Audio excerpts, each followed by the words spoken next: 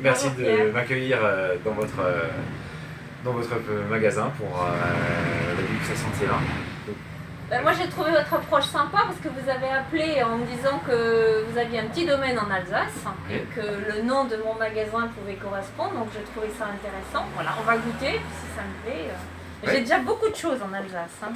Alors, on a aujourd'hui on est un nouveau domaine donc du coup au centre de l'Alsace qui fait des vins en biodynamie. Dans le Ouais. temps on était apporteur de raisins et on est passé en agriculture biologique en 1999 et en biodynamie en 2003. D'accord. Et depuis l'année dernière, on s'est rejoint en famille entre mon père, mon frère et moi pour qu'on puisse unir nos compétences. Il y en a un qui produit des raisins, mon frère qui s'occupe de la vinification et moi de la présentation des vins. D'accord. Et donc on a démarré cette activité familiale depuis l'année dernière et ça fait seulement 3 mois qu'on a commencé à vendre et ça fait seulement 3 mois qu'on a des étiquettes, qu'on commence à être référencé à droite à gauche. Donc on est assez nouveau en fait. Vous êtes où exactement en Alsace? On est à Chervillers, donc c'est au bord de la route des vins, au milieu de la route des vins d'Alsace, à D'accord. côté de Célestat, entre Colmar et Strasbourg. D'accord. Et le domaine fait combien d'hectares? Le domaine fait 18 hectares Mhm. et 6 hectares de fruitiers aussi. D'accord. Et en cépage, ce sont les cépages habituels Oui, on a tous les alsaciens? cépages habituels, donc du coup on va travailler, en plus des cépages que vous avez ici dans notre gamme éveil d'essence, on va avoir donc du coup un assemblage, on va avoir le Riesling, le Muscat, le Pinot Blanc, le Pinot Gris, le Gewürztraminer. On va avoir un Sylvaner qu'on a remis en vin de terroir, en appellation Ouais. d'expression de terroir, et un Pinot Noir aussi, qui est D'accord. complètement nature et non filtré. D'accord. Vous faites des parcellaires ou pas du tout?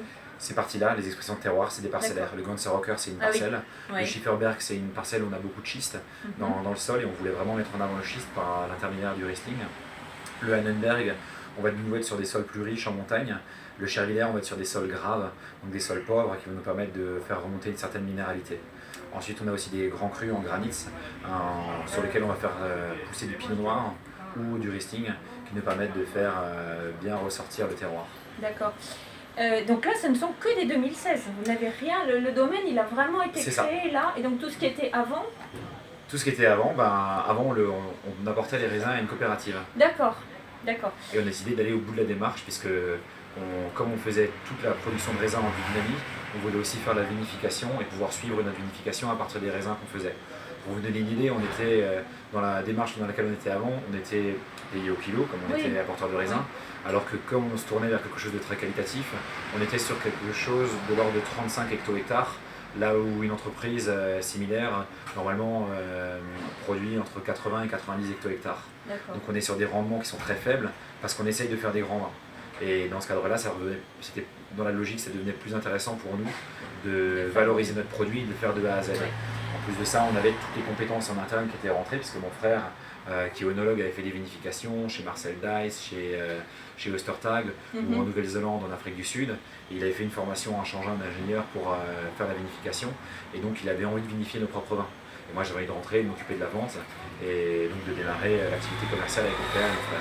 D'accord. Et le chai, vous avez un chai existant? Oui, on a un chai existant qu'on a construit donc, du coup, avec le domaine Jean-Paul Schmitz. Ouais. On est donc 2 domaines dans le même chai et il a la particularité d'être complètement fait en paille.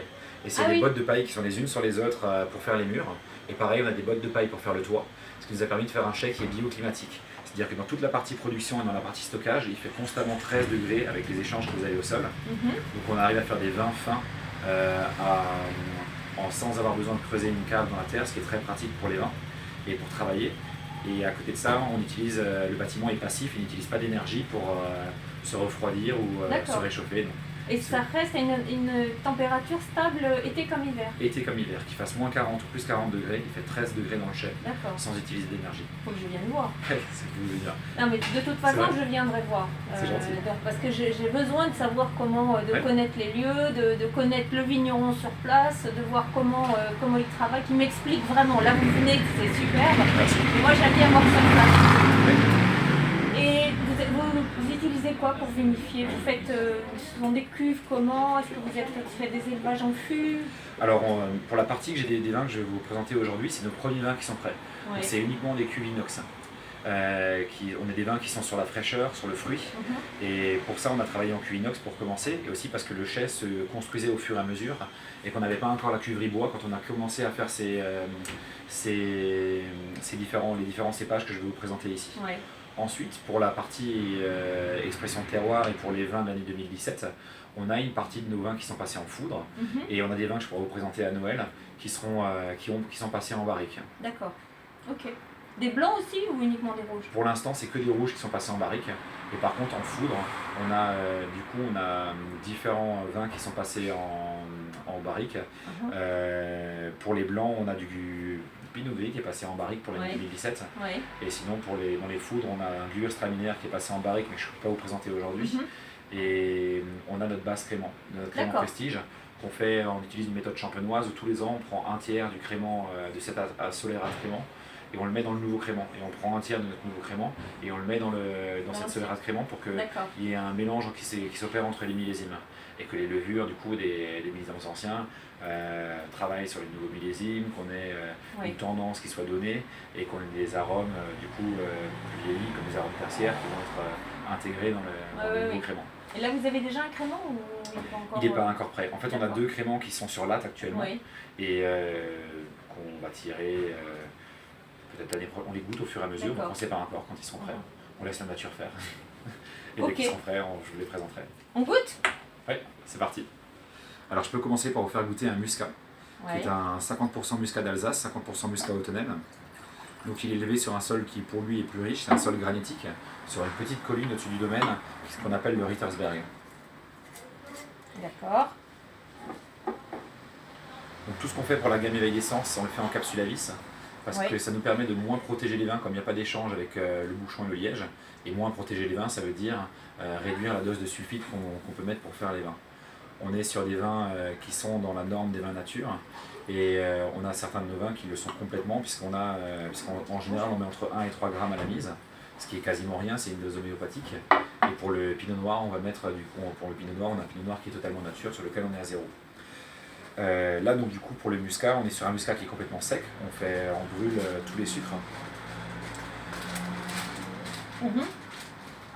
Parce qu'on aime bien les vins qui sont secs et tendus dans la famille, donc on préfère y laisser faire leur vinification jusqu'au bout et leur fermentation jusqu'au bout, sans les arrêter.